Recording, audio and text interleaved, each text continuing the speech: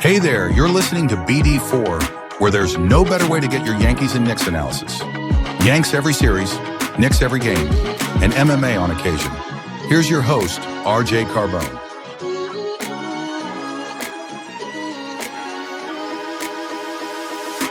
And a high drive into left center field. Stanley's going to watch another one fly. Are you kidding me? DiVincenzo a three. Bang! Bang! Knicks take a Take this chance to apologize to absolutely nobody. At the wall. See ya! See ya! See ya! Mr. Nova. Anthony for three. Bang! That one goes down and the game is tied. Rose, you shook up the world again. I did it again. But God did it, man. I really just had Gonna have to. Brunson running away. Oh my! He has been the best player to put on that uniform. Ball game over. Yankees win. Yankees win.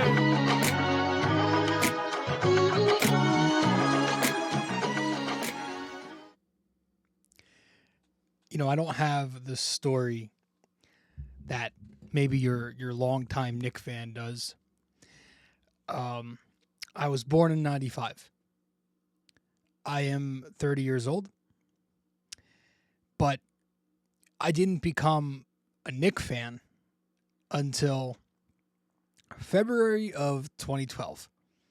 And for any longtime Knicks fan, any Knicks fan, when they hear February 2012, they know precisely what went down in that month. But I didn't just stick around and then leave like every other fan did when it got bad after Linsanity, if you haven't caught on by now. I stuck around.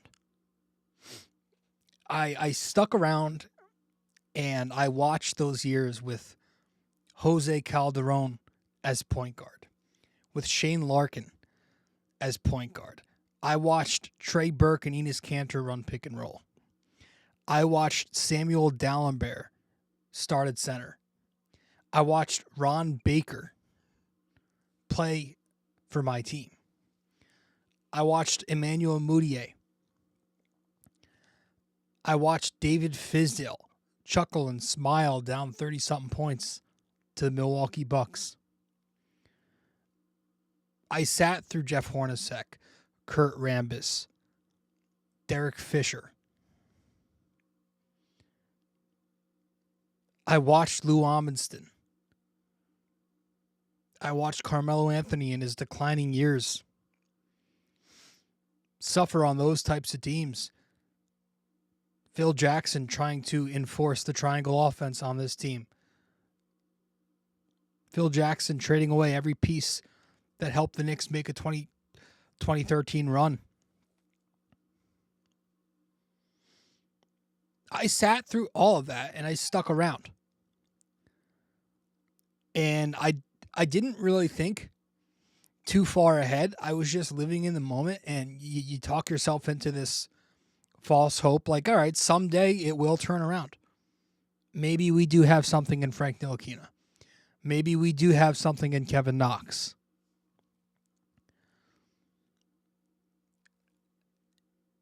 Steve Mills, is he finally going to get the job done? And it just never happened. Just year after year, it never happened. And you get to a point where you're just totally numb. You're totally numb. And you just fan because you're a fan. I watched the games just because it felt like an obligation to watch the games. And then they went out and they brought in this guy who was this agent. And he knew all these people. And it was a very unusual signing at first. But he comes in here and he shakes things up. And he gets a new head coach in here. And they instill this culture because they bring in this kid, this point guard, who was playing underneath the shadows of Luka Doncic. And nobody, including myself, thought he was going to be what he became. I called him Raymond Felton 2.0. I called him Walmart Raymond Felton. I did. I called Jalen Brunson that. And all of a sudden, we're sitting here in the year 2025, and your New York Knicks are 8 wins away from a finals championship. They are in the conference finals for the first time in 25 years. That's since the year 2000.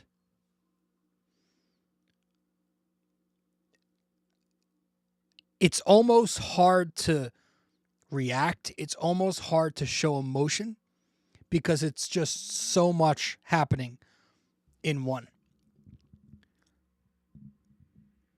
And maybe if I was a fan since like the 50s, the 60s, the 70s, if I was a long-term Knick fan, it would be easier for me to express my emotions. But I could tell you one thing. I'm no less happy than anybody else.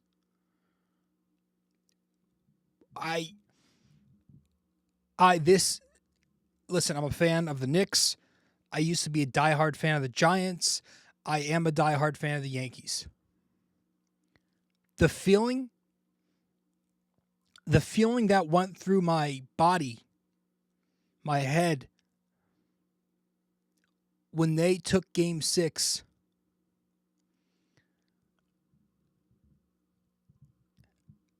I'd never felt that way before. I witnessed a 2009 Yankees World Series. Hard for me to totally remember it, but I saw the Yankees get to the World Series last year. The hit that got them there by number 22 felt amazing. But this, and it was in the first half when the Knicks really put their foot on the gas and they took a 20-something point lead in the second quarter. And I'm sitting there thinking, oh my God, this is going to happen. This Knicks team is going to get to the conference finals against a team that nobody thought they had any chance, including myself, of doing anything against. I said Celtics in 5, maybe even 4. That's what I said. I gave a damn eulogy to Tom Thibodeau, prepping for him to be fired before the series. I thought it was going to be that bad. And so tell me I'm not a fan, but folks, I just told you, yes, I hopped on during Linsanity. I stuck around all those years. I'm a fan. I am a fan. And if I wasn't in Jersey, I would probably be on 7th Ave right now, where I'm sure still tonight, on Sunday night, there are still Knicks fans in the streets. Unbelievable, man. Unfriggin' believable. So I hope that every single Knicks fan, diehard, casual, is taking the time to celebrate this and embracing it. And don't let anybody tell you that you shouldn't be celebrating this. I'll say it again, 25 years.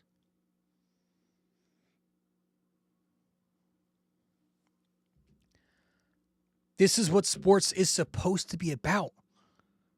This is what sports is. You celebrate the peaks, the triumphs. You mourn the valleys. Of course we're going to celebrate. And for anybody who thinks what's going down in New York right now on the streets is crazy, just wait until they get those 8 more wins. This is nothing.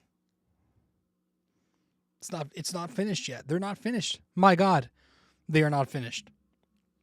I'm going to have a very difficult time doubting this team ever again. That was the most impressive shit I've ever seen. Of any of the sports teams I've watched in my 30 years, I've never seen something as impressive as the massacre that took place against Boston these past couple weeks. Unfriggin' real. So, we got a game to talk about, folks. And this was such a fun game to watch for me because I didn't stress. It wasn't a game you had to stress out in, right? Again, by halftime, you had a pretty good feeling that the second half would be pretty relaxing. There was, the fourth quarter there when Tom Thibodeau refused to pull his starters, but it was such a fun game to enjoy. So in this episode, what we're going to do, we're going to do a lot of film review.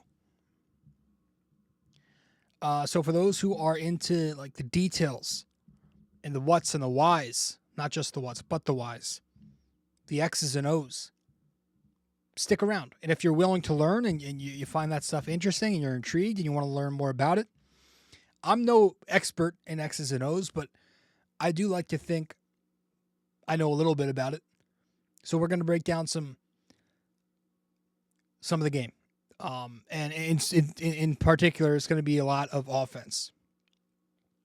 Because I really, really enjoyed the process for the Knicks offensively in this game. So in this episode, we will be doing a bit of a film review. 3 different segments. We'll talk about how the Knicks leveraged their spacing. We will talk about how they exploited mismatches. And then maybe we'll talk a little bit about 3-point volume. But what a win. From the get-go, the process was good. The shots started to fall later. But yeah, second half, garbage time. And the Knicks win 119-81. Welcome to the podcast. Welcome to episode 867 of BD4. The Knicks knock out the loser Celtics. Couldn't be happier to see that city, the bottom of the shoe of America, be as disappointed and upset and sad and pissed off and bitter as they are. Couldn't be happier. Couldn't have happened to a better city. So with that said, folks, we're going to get right into it soon. But first, we are going to head to a quick break. When we get back, we're going to talk some X's and O's. Stay with us here on BD4 episode 867. We'll be right back. That's not the right graphic. We'll be right back. BD4 is available on social media for those who want to follow. You can find BD4 on Instagram at BD4Pod.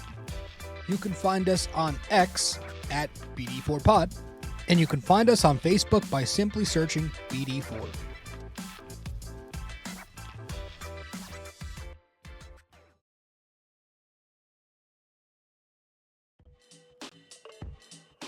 Hey guys, just a quick reminder, this podcast is also available in video format on YouTube.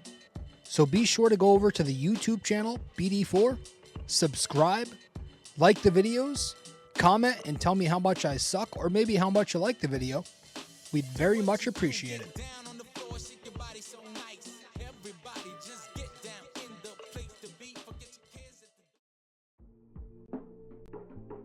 Don't have time to sit down and watch a video? You can listen to BD4 on Apple Podcasts and Spotify. Don't forget to give us a 5-star rating and review on Apple Podcasts. And you can also watch the video format on Spotify too.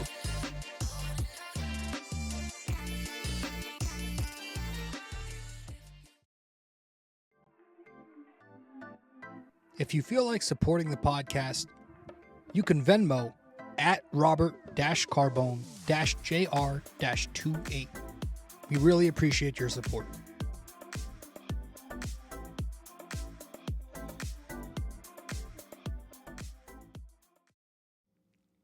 All right.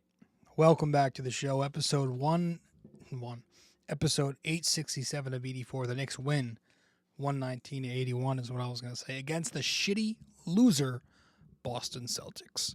Goodbye. let's talk, man. Let's talk a little about this game. I thought the Knicks offensively were as close to brilliant as you could be.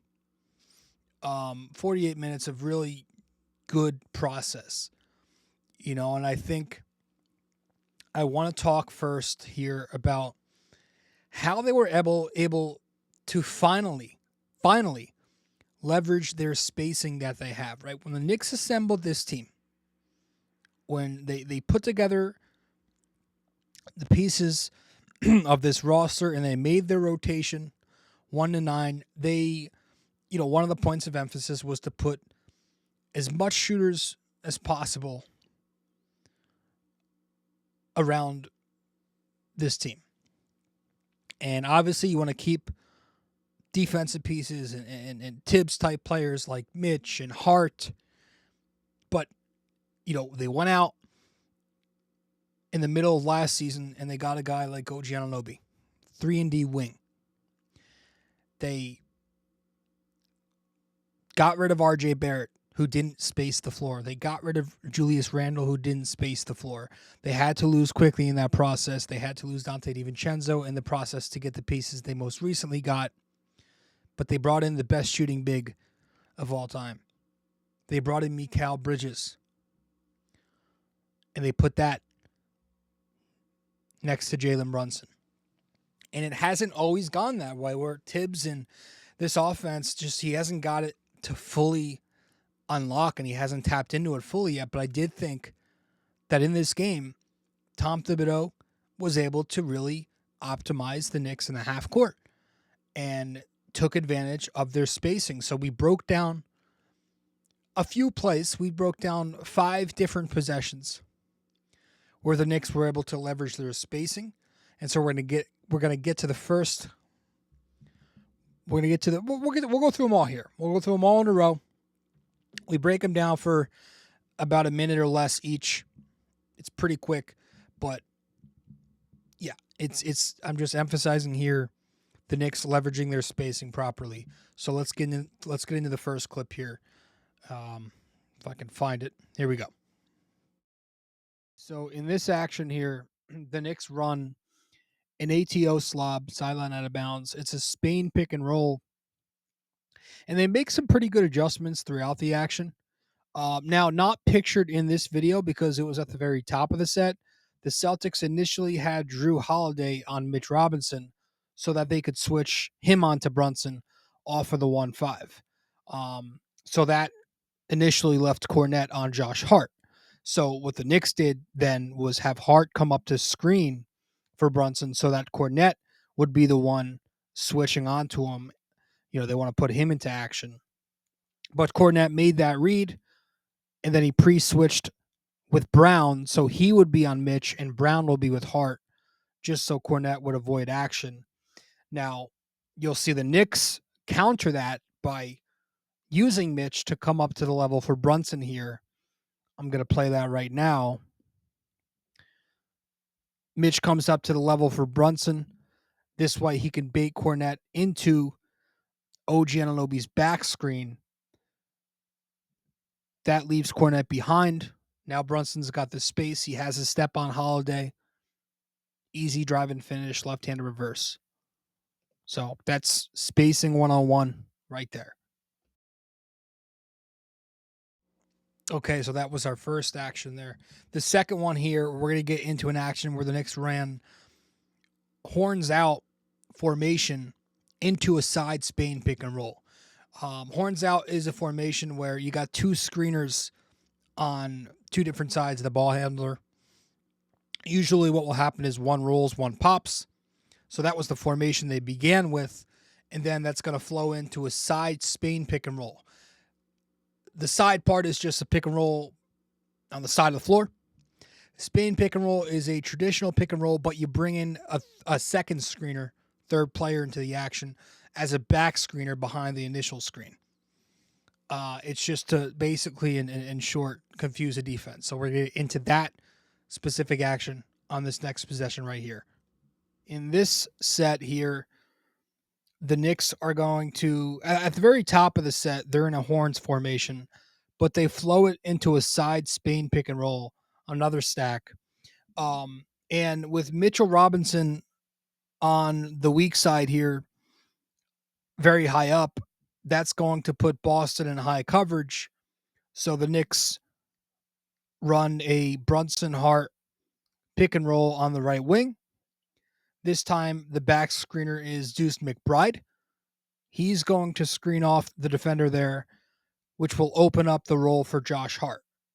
So Josh Hart now rolls, gets the pocket pass, and the key here, not just the Deuce back screen, but also having OG Anunoby spacing on that weak corner there.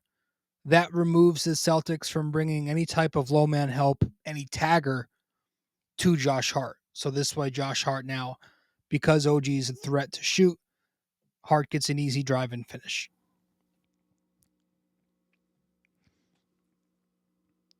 So those first two possessions there that we showed you, two examples of spaced out offense, right? The Knicks, nice player placement, spaced out properly, but that wasn't even 5 out, right? That wasn't 5 out spacing. You had lineups, you saw Mitch and Hart on the floor. These next three possessions here, I'm going to show you some plays here where the Knicks were in 5 out spacing in the first half. So these were lineups where they had their starting rotation out there, but with Deuce McBride over Josh Hart. And obviously with the starting rotation out there, it's Towns over Mitch. So it was Brunson, Deuce, OG, Towns, and Mikal. That's their 5 out go-to when they go to it. And it's really good offense because the Knicks are extremely spaced out and hard to guard this way. So we have 3 different possessions that we're going to show in this format. Let's get to that. Okay, so this one is a pretty basic slob play, sideline out of bounds, backdoor play between Brunson and OG.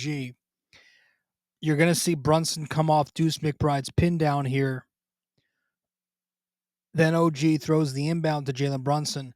Now, the key here is to watch Mikal Bridges as he comes off and relocates to the weak dunker. And what he's doing here is he's removing Peyton Pritchard from help. This way, OG Anunoby has a very easy catch and drive for a finish off the give and go with the Brunson assist. If Mikal Bridges doesn't relocate, Pritchard is in OG Anunoby's way, and the Knicks probably don't get that basket. So a very simple backdoor play, but very well executed in 5 out spacing. Okay, so this one is a very simple, very basic Brunson Towns 1-5 pick and roll with the 3 Knick guards spaced out on the perimeter here. It's very simple. Brunson comes off, draws help on the drive from both sides, weak and strong, kicks it to Mikal on the strong corner for an open catch and shoot 3. Spacing and gravity, right? Brunson, being the threat that he is when he's going downhill, when he comes off like this, is drawing that attention from the defense. And because the Knicks have 5 shooters on the floor here, the defense has to make a decision to stay home or to commit to the help. In this particular scenario, the defense chooses to help off Mikal Bridges onto the Brunson drive. That leaves Bridges open for a catch and shoot. The Knicks are in a 5 out alignment again here late in the second quarter this time. You got Derek White on Brunson. Because the Knicks have Brunson on the ball with 4 spacers around him, Boston on the Brunson drive, this time they're forced to stay home on all shooters. So it gives Brunson a pretty easy pathway to the lane to post Derek White for a finish. Unlike the last possession we showed, when Jaylen Brown chose to commit to the help off the shooter and he was punished with a 3-point make. In this scenario, the Celtics decided to stay home and they were punished in isolation with Jalen Brunson.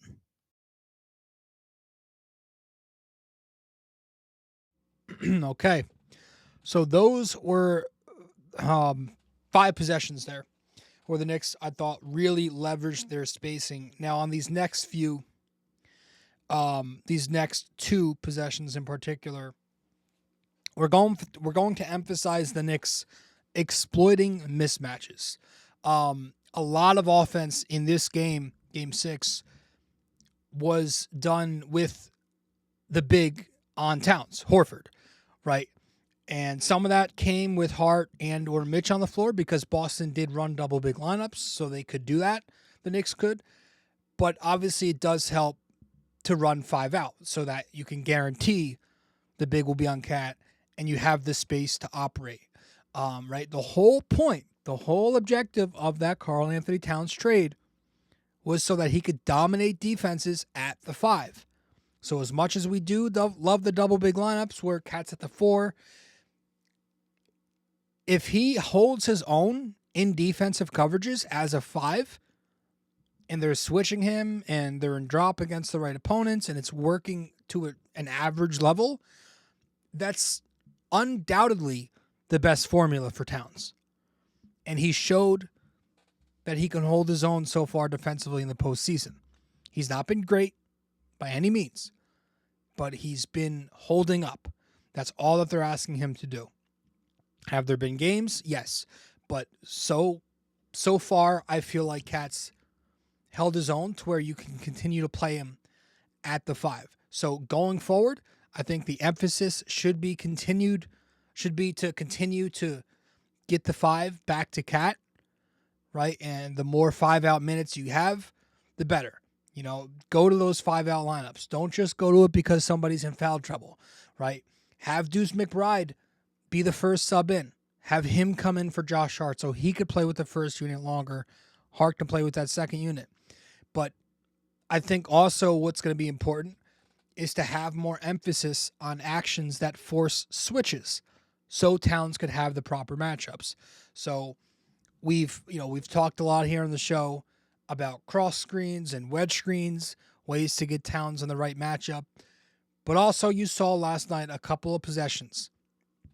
You had a possession that I want to point out from the third quarter and also the first quarter. A couple of face-up finishes for Towns. And it's important when Towns is facing up on the post as opposed to backing down his opponent, with his back to the basket.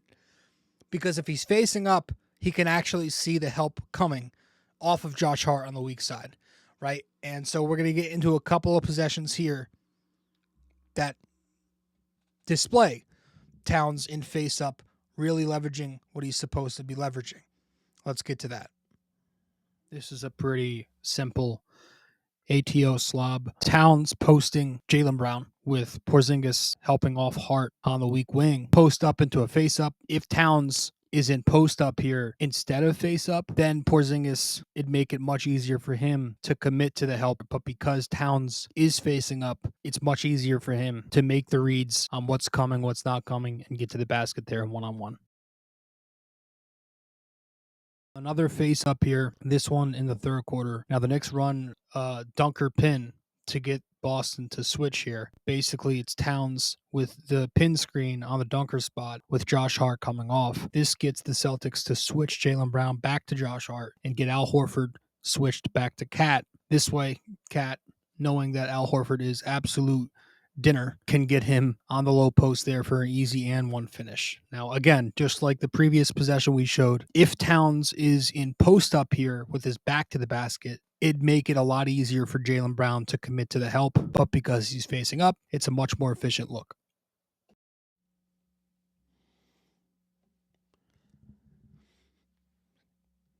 So that's just, it's really good offense when you can get those matchups. Now, was this, all just another example of Tibbs not optimizing what he has, or was this another example, kind of like the defensive switching stuff we talked about, of him not wanting to completely show his hand until the postseason, right? That's possibly the case, but I still do think he can go to those actions more and go to some of these half-court possessions more than he did against Boston. And maybe we'll do a separate Indiana preview on what the Knicks can and should do before Wednesday if we have time. But it's way too potent to not go to this kind of offense. It creates space in the driving lanes by removing gap help, and it opens up three-point opportunities. And that is the next thing that I want to get to, because I thought in Game 6, the Knicks really did a good job, a really nice job of trying to get three-point looks up. They were active in hunting three-point attempts. And that's the whole point of this roster. Use that three-point line. You've assembled it full of spacers. You need to use those three-point shots. And so I thought in this game, the Knicks did a very nice job of getting three-point looks up in volume. And so that is what these final few possessions we're going to show here display. Let's get into that. Basic 1-5 pick and roll here. We talk about this all the time. Whenever Towns does have the big on him, and in this series, Al Horford, you want to spam those 1-5s. Knowing that the Celtics are going to switch it, you can get Al Horford on Jalen. And because of Towns' gravity, when he pops, in this instance, it's Derek White, who cannot bring help because Towns is such a threat. So the Knicks run the 1-5 here. Brunson gets the Horford switch, does a nice little snatch back three on him at the top of the key, knocks it down. Now, not featured in this video, it's a horns out formation. Horford's on Hart. Boston switches that Brunson-Hart pick and roll. So Brunson is now on the right wing with the Horford switch. Hart's at the top of the key with Brown. Mikal is initially spaced out on the left wing. So all three of them are lined up. Mikal cuts to open up the gap. And now in the video here, you're going to see off of that cut, Boston's going to send two to Brunson. You'll have Brunson's man on him. And then you have Brown, who helps off of Josh Hart. That opens up the gap. Josh Hart's going to cut into that open space to draw Drew Holiday, who is on Towns on that left wing here. Brunson goes to Hart, who goes to Towns for an open three on the wing. Not featured in this clip at the very top, Mikal's going to curl off stagger. Off of the stagger, he splits the defense to get to a spot here. And because he's posting on a small, he's going to draw help. And with the help off of Josh Hart's going to cut into that space to force weak side help. And in this case, it's Drew Holiday and Derek White who have to come over and help on the Hart cut. This way now, the Knicks have the open lane for Hart to pass to an OG Anunoby on the corner for a three-point attempt. So that was the last part of that film session there. I think that was huge, right? The Knicks' three-point volume in this game was big time. They took 45 three-point attempts. Now, I'm not 100% sure, but I'm pretty sure it's got to be among, if not the most threes they took in a game this postseason. 45 three-point attempts. That's huge. They weren't knocking them down at a crazy rate. I think they were about 36%. But the fact that they were taking them was a good thing to see. OG Anunoby launched 13 three-point attempts. Brunson took 8. Towns and Mikal took 6 apiece. Deuce took 5. When you can get the switch you want, right? Horford on Brunson off the switch, or the 5 in drop coverage, or the defense goes under the screen because the screener's got roll gravity. Those are all very big factors in getting more three-point looks up. And I thought that was very key. Reps for Towns, who has had some games this postseason where he just wasn't really getting involved. I thought he did a nice job setting the tone, although it wasn't always pretty. Attacking Horford, attacking that matchup relentlessly early on. I loved seeing him take 20 shots overall, going to the basket early, getting involved as a trailer, face-ups, the 1-5 pick and roll, the half court with Jalen, the three-point volume. So I thought that was huge. But speaking of Jalen Brunson, I guess now is where we will transition to that part of the show and hand out our Bing Bong game balls. And the first one that we're handing out to among the starting unit goes to the captain of this team. I mean, Jalen Brunson, you can't, we're at a point where you just can't say anything else. It's kind of like it speaks for itself. 23 points, 6 rebounds, 6 assists, shot 8 for 14, 3 for 8 from 3, was 4 out of 4 at the line, but he was a plus 30 in the box score, and I thought that was very telling. This was not a game where Jalen Brunson was magical and was just getting buckets and dropping buckets on everybody. No, this was what you want to see. It was what you want to see. This is the Knick offense that we all have been waiting for. We all talk about it. I talk about it a lot on the show. The balanced attack, right? It's not overdone. When Jalen Brunson has games like this, and Thibodeau has games like this where he's running actions for his team, it creates equal opportunity offense where everybody gets a piece. The point of assembling this roster was to use those pieces, to make it not so Jalen Brunson save us.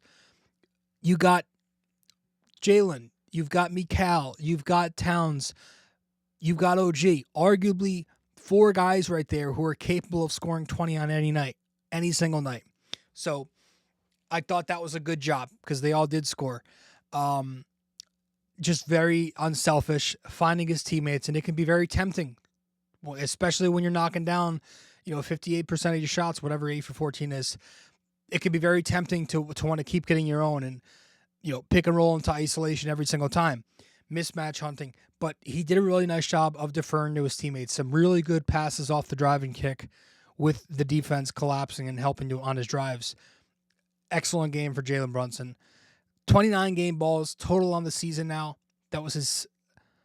Is that right? I don't think this is right. I think I wrote the wrong number down here. I said second game ball of the postseason, but I'm pretty sure this postseason he has 4. Yeah. His 4th game ball of the postseason. His 4th. So that's, yeah. The Knicks have how many wins this postseason? 4-4, 8 wins. He has half of their game balls. So great for him. He's averaging 29 points per game this postseason.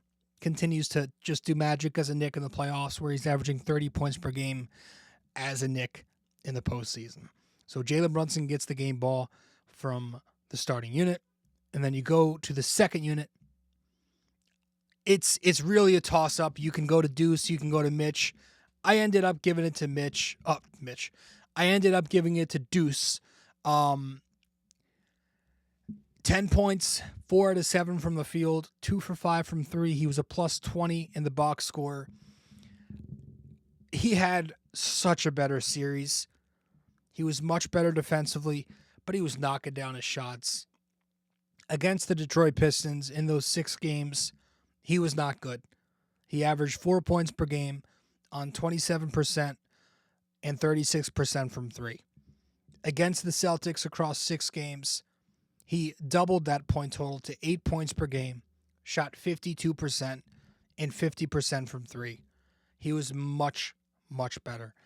Such a huge boost, and it just felt like so many timely baskets in this series, especially in the first half of these games, to really give the Knicks some confidence heading into halftime. And defensively too, he was better at the point of attack. I thought his switches were a lot better.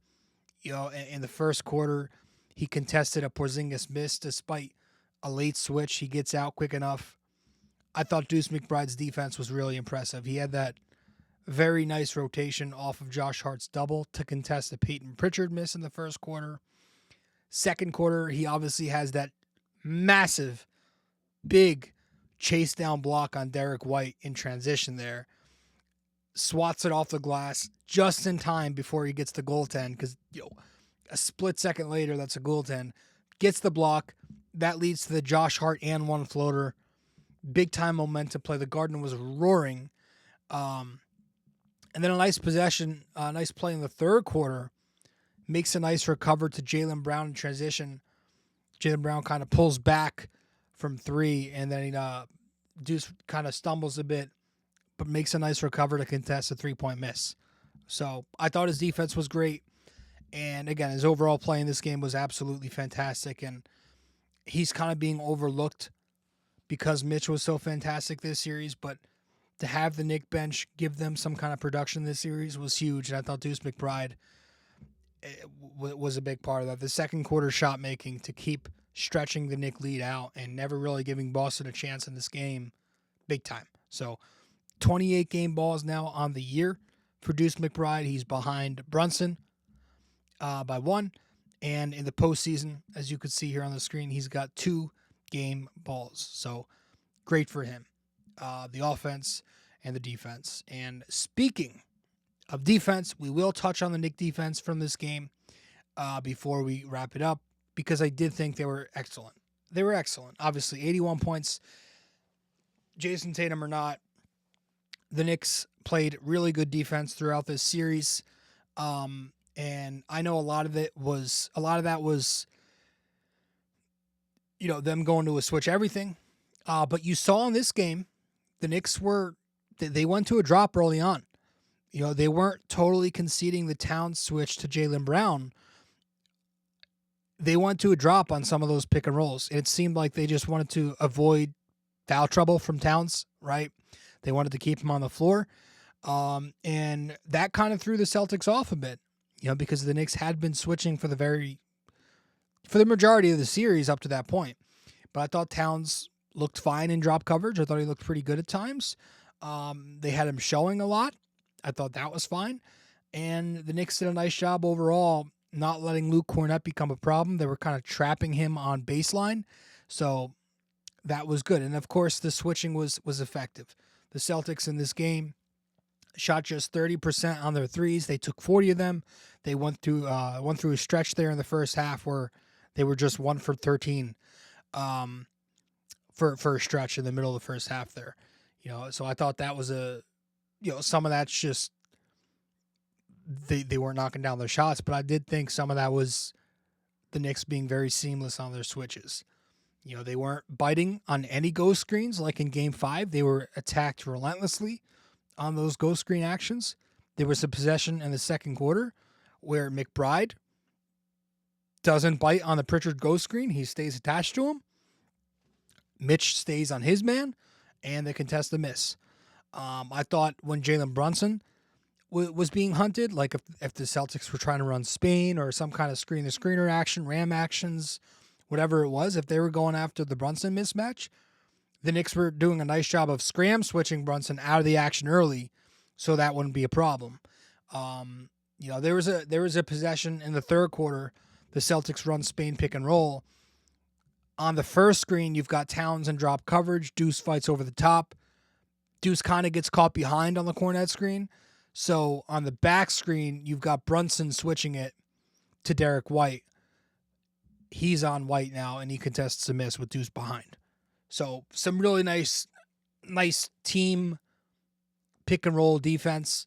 I thought Mitch Robinson on his switches was fantastic.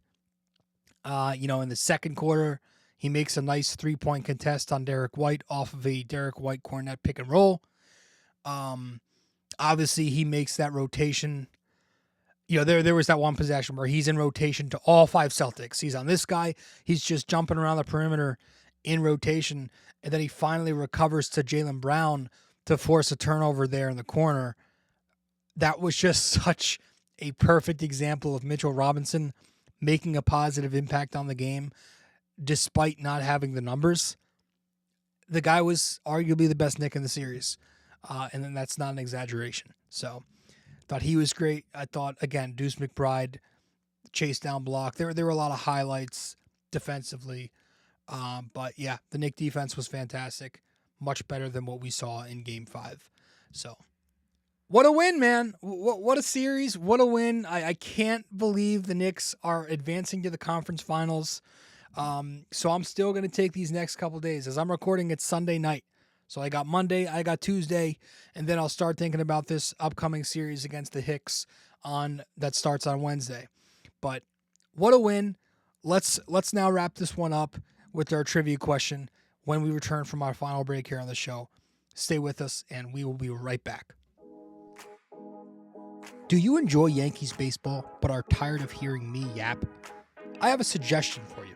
Go check out Yankee Crazy Podcast. Greg Gill is a Yankees podcaster on Apple Podcasts and Spotify, and he's now selling merch. Go to yankeecrazy.myshopify.com.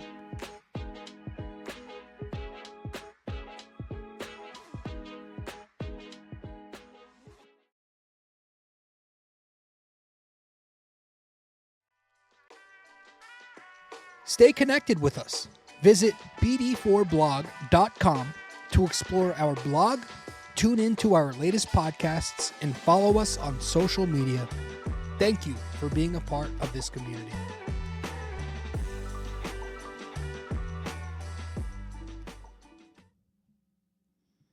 All right, let's wrap this one up with our trivia. If I can find it. I know the screen's black. Let me find it real quick. Here it goes. Here we go. Here we go.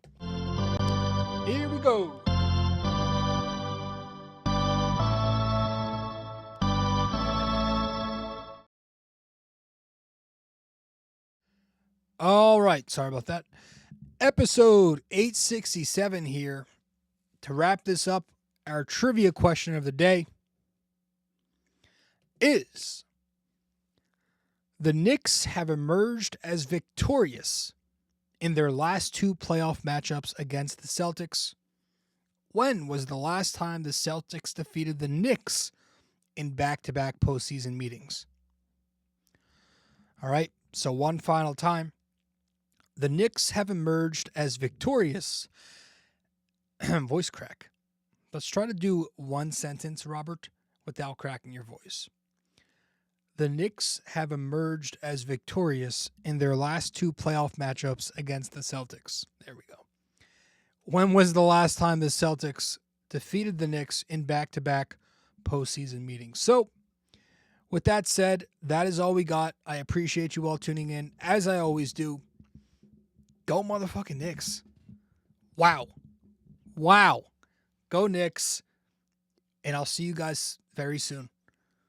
I'll see you very, very soon. Go Knicks. Woo. Well, if you made it this far, that means you listened to or watched the entire episode. Thank you. Just remember to follow, subscribe, download, rate and review, and all that fun stuff to help out the podcast. And I will see you in the next episode of BD4.